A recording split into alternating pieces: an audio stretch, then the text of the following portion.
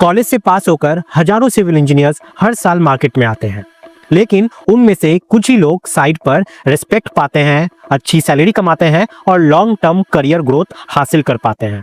इसका सबसे बड़ा कारण यह है कि कॉलेज में हमें सिर्फ सब्जेक्ट्स पढ़ाए जाते हैं, लेकिन ये नहीं बताया जाता कि एक सक्सेसफुल सिविल इंजीनियर बनने के लिए किन प्रैक्टिकल स्किल्स की जरूरत होती है। इसलिए आज की इस वीडियो में हम डिटेल में जानेंगे टॉप 7 स्किल्स जो एक सिविल इंजीनियर को ट्रूली सक्सेसफुल बनाती है।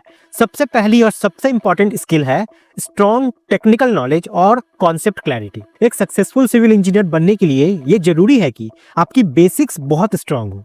टेक्निकल नॉलेज का मतलब सिर्फ किताबें पढ़ना नहीं है, बल्कि साइट पर देखकर, सवाल पूछकर और मिस्टेक से सीखकर कॉन्सेप्ट्स को क्लियर करना है।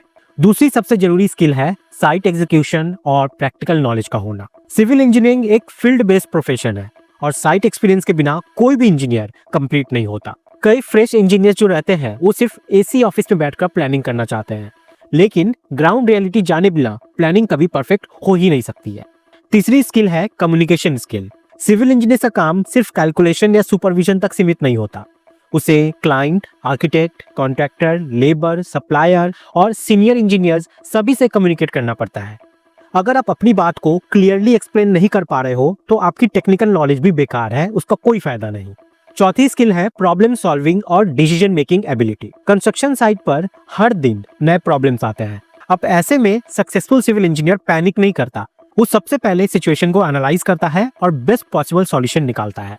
पांचवी स्किल है planning, time management and coordination. Construction project में टाइम और मनी दोनों बहुत ज्यादा वैल्यूएबल होता है। अगर प्लानिंग सही नहीं है तो प्रोजेक्ट डिले होता है और कॉस्ट भी आपकी बढ़ती है। छठी स्किल है quality control and responsibility mindset. Civil engineering सीधे सीधे पब्लिक सेफ्टी से जुड़ी हुई एक प्रोफेशन है। अगर क्वालिटी में कॉम्प्रोमाइज किया गया तो उसका असर कई लोगों की लाइफ पर पड़ सकता है। सातवीं और आखिरी स्किल है कंटिन्यूअस लर्निंग एंड अडेप्टेबिलिटी। ये जो सिविल इंजीनियरिंग का फील्ड है ये लगातार इवॉल्व हो रहा है।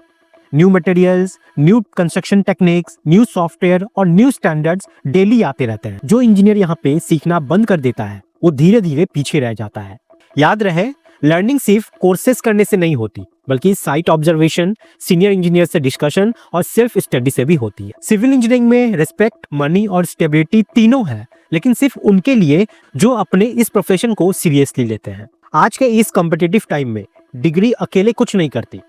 कंपनीज और क्लाइंट्स दोनों ऐसे इंजीनियर्स चाहते हैं जो टेक्निकली साउंड हो, साइट मैनेज कर सके और रिस्पॉन्सिबिलिटी भी अकेले ले सके।